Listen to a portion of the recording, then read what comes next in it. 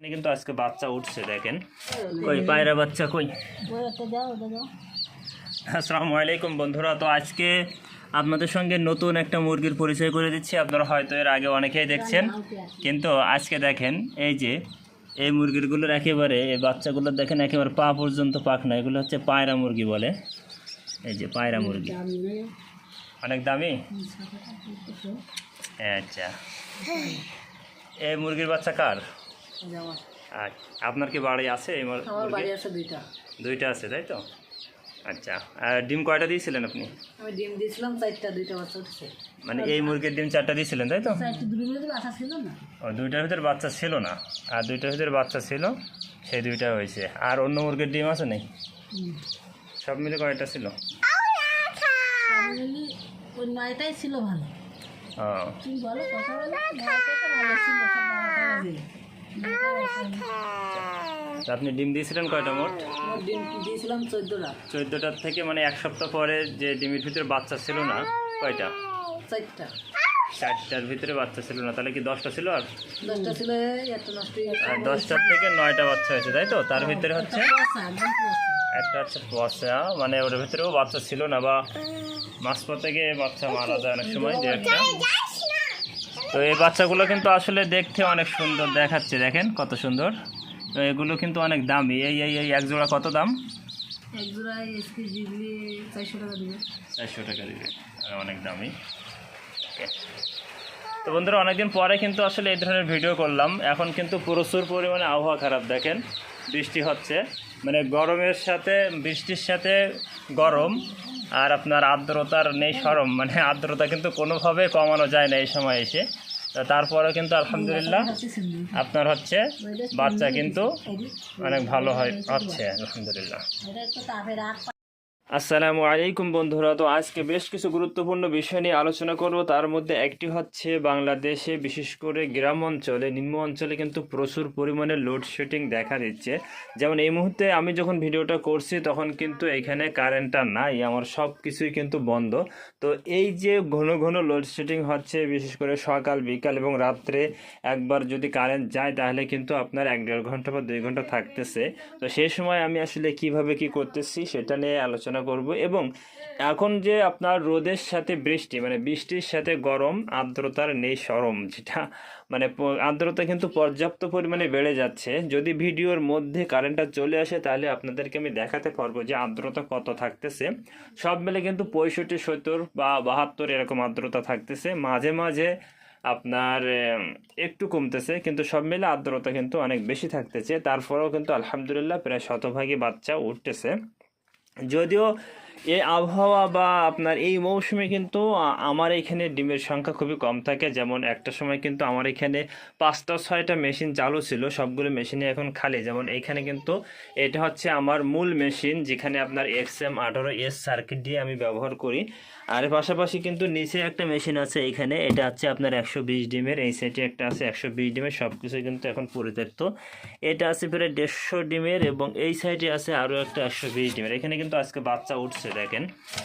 তো প্রতিদিনই কিন্তু বাচ্চা ওঠে, যদিও আপনার সকালে কিন্তু একজনের বাচ্চা উঠছে, যেখানে আপনার পায়রা মুরগির বাচ্চা উঠছে ডিম থেকে। তো সেটাও আপনাদেরকে দেখাবো।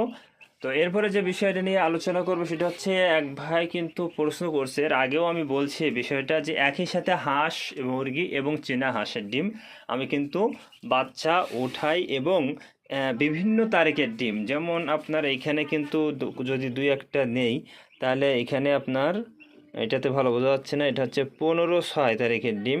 এর পাশে যে ডিমটা আছে এটা হচ্ছে আপনার 5/6 তারিখের ডিম। তো এইভাবে কিন্তু আপনার একটা আছে দেখেন 20/6 তারিখের ডিম, এটা হচ্ছে হাঁসের ডিম, এটা হচ্ছে মুরগির ডিম। তো সব মিলে আসলে আমার আর্দ্রতা নিয়ন্ত্রণ করতে অসুবিধা হয় কিনা, বা হচ্ছে বাচ্চার রেটটা কেমন আসে। যারা আমার পুরাতন দর্শক আছেন তারা অবশ্যই জানেন যে আমার হাঁসের রেট কিন্তু আলহামদুলিল্লাহ খুবই ভালো আসে। তবে সেক্ষেত্রে আপনার ডিমের মানটা ভালো থাকা প্রয়োজন। আর কিভাবে আপনি আপনার ডিমের মানটা ভালো করবেন, বা কিভাবে আপনি আপনার ডিমের মানটা ভালো বুঝবেন, সেটা জানার জন্য আপনি স্ক্রিনে যে ভিডিওটা দেখছেন এই ভিডিওটা দেখবেন। আর ভিডিওটা আমি আই বাটনে দেওয়া যাবে না, ভিডিওটা ডিসক্রিপশনে দেওয়ার চেষ্টা করবো ইনশাল্লাহ।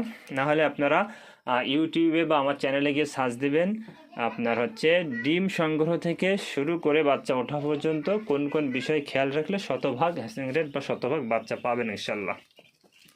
তো সব মিলে আজকের ভিডিওতে কিন্তু আমি 3টা বিষয় নিয়ে আলোচনা করব। একটা হচ্ছে প্রচুর আর্দ্রতার মধ্যেও কিভাবে ভালো বাচ্চা পাচ্ছি, মানে হ্যাচিং রেটটা ভালো পাচ্ছি, এবং প্রচুর লোডশেডিংয়ের পরেও কিন্তু আপনার লোডশেডিংয়ে আমি কি ব্যবস্থা নিচ্ছি বা নিচ্ছি কি না কোনো ব্যবস্থা সেটা।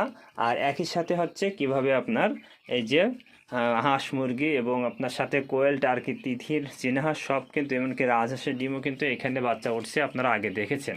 যারা নতুন দর্শক আছেন তাদের কাছে আসলে এতটুকু অনুরোধ করব, মানে চ্যানেলে ভিডিওতে লাইক বা সাবস্ক্রাইব করার কথা বলবো না, আপনারা একটু চ্যানেলের ভিতরে ঢুকবেন এবং চ্যানেলের ভিতরে দেখেন অনেকগুলো ভিডিও আছে, আপনারা একটু পুরাতন ভিডিওগুলো দেখবেন যে আপনার এর আগে কিন্তু আমার একই সাথে হাঁস মুরগি এবং কি চীনাহাঁস রাজহাঁস সব রকম বাচ্চা কিন্তু উঠছে।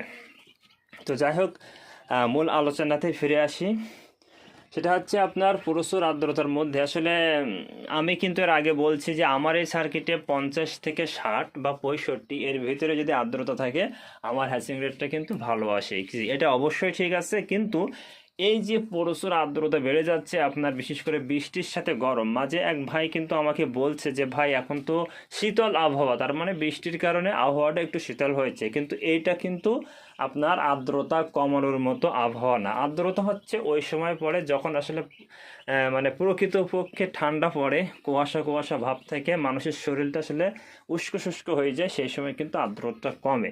কিন্তু এখন যে আবহাওয়াটা আছে এই আবহাওয়ায় কিন্তু আর্দ্রতা কমার কোনো প্রশ্ন নেই, বরং এরকম স্যাঁতস্যাঁতে একটা আবহাওয়ায় কিন্তু আর্দ্রতা বেড়ে যায়।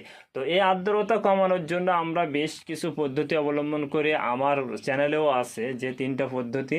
একটা হচ্ছে আপনার চক দেওয়া, এরপরে হচ্ছে মুড়ি দেওয়া, এরপরে হচ্ছে আপনার যদি পানি থাকে ভিতরে অবশ্যই পানি উঠিয়ে নেবেন, আর সর্বশেষ আমি দেখাইছিলাম যে একটা ওভার কুলিং ফ্যান ব্যবহার করা। তো ওভার কুলিং ফ্যান ব্যবহার করলে কি হয়, ভিতর থেকে তাপটা বাইর করে দেয়, সাথে কিন্তু আর্দ্রতাও কিছুটা বাইর করে। তো এই যে পদ্ধতিগুলো আছে, এই পদ্ধতিগুলাই আপনার 1-2 পয়েন্ট বা 2-5 পয়েন্ট পর্যন্ত আপনি আর্দ্রতা কমাতে পারেন, এবং এগুলো কিন্তু ঘন ঘন একটু ফলো করতে হয়। তো সব মিলে আসলে আর্দ্রতা কমানোটা বেশ কঠিন আমার কাছে মনে হয়। তবে সাম্প্রতিক এক ভাই আমাকে একটা তথ্য দিয়েছে যে তিনি হচ্ছে একটা পদ্ধতিতে আসলে আর্দ্রতাটা নিয়ন্ত্রণ করতে পারছেন, এবং তিনি আমাকে বলল যে আমি হোয়াটসঅ্যাপে আপনাকে শেয়ার করব, কিন্তু এখনো পর্যন্ত উনি বিষয়টা আমার সঙ্গে শেয়ার করেনি, আমার সঙ্গে অল্প একটু বলছে, আমি সেটা নিয়ে রিসার্চ করবো ইনশাল্লাহ, এবং পরবর্তীতে আপনাদেরকে জানানোর চেষ্টা করব ইনশাল্লাহ।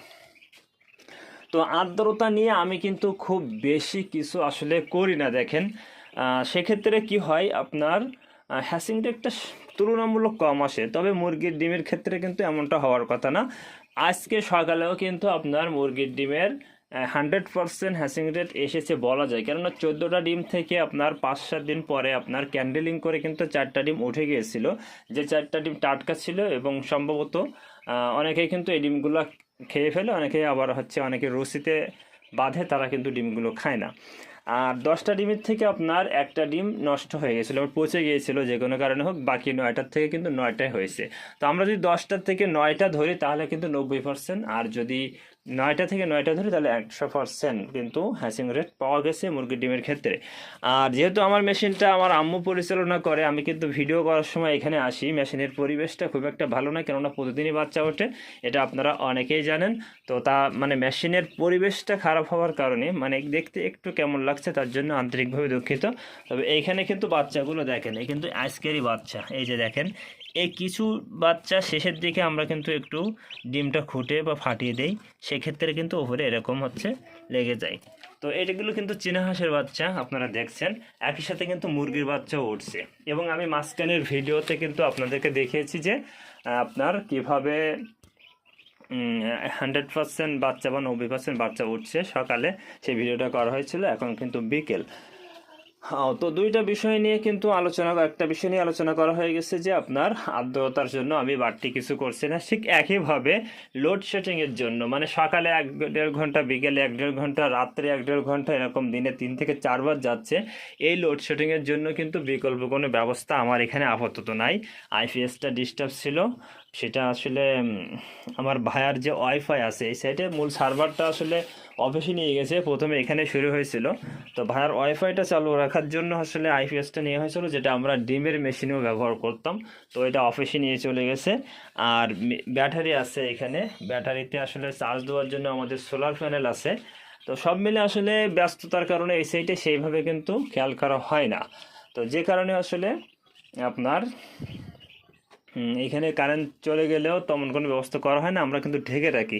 ভিডিও করার সাথে কিন্তু আগলা করে রাখছি। ডিমগুলো একটু ঠান্ডা হয়ে গেছে, তবে মোটামুটি গরম আছে এখনও। আমি দ্রুত সময়ের ভিতরে ভিডিও শেষ করব।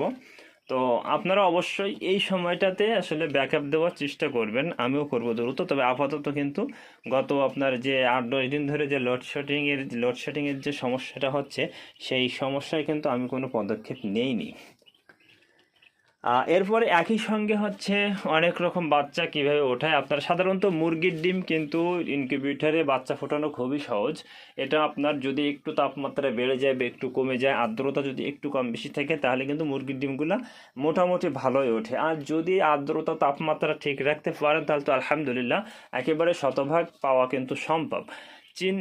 আপনার হচ্ছে আহ, মানে দেশি হাঁস বা পাতি হাঁসের ক্ষেত্রে, রানী হাঁস, পাতি হাঁস যেগুলো আমরা ক্যাম্বেল হাঁস বলি, এই ধরনের হাঁসের কিন্তু ক্ষেত্রে কিন্তু একই। সেক্ষেত্রে ডিমের মানটা অবশ্যই ভালো লাগবে, মুরগির ডিমের ক্ষেত্রেও কিন্তু মানটা ভালো লাগবে। বাকি হচ্ছে তাপ আর্দ্রতা যদি আপনি ঠিক রাখতে পারেন, আপনার কিন্তু বাচ্চা ভালো হবে। আর চীনা হাঁসের ক্ষেত্রে, চীনা হাঁসের ডিম কিভাবে ইনকিউবেটরে বাচ্চা ফোটানো যায় এটা নিয়ে সম্পূর্ণ একটা ভিডিও আছে, সেটা আপনারা দেখে নিতে পারেন।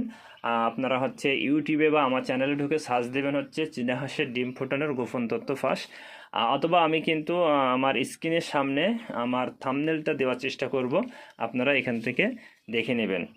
আর হচ্ছে মোটামুটি 3টা বিষয় নিয়ে কিন্তু আলোচনা শেষ। তো সব মিলে আসলে এই ভিডিও দ্বারা আপনাদের কোনো উপকার হয়েছে কিনা, কোনো কিছু বুঝতে পেরেছেন কিনা, অবশ্যই ভিডিওর কমেন্ট সেকশনে আপনারা জানাবেন। আর কারো যদি কোনো প্রশ্ন থাকে সংক্ষেপে করবেন, আমি সংক্ষেপে উত্তর দেব ইনশাল্লাহ। যদি খুব বেশি প্রয়োজন হয় কারোর, হোয়াটসঅ্যাপে যোগাযোগ করবেন।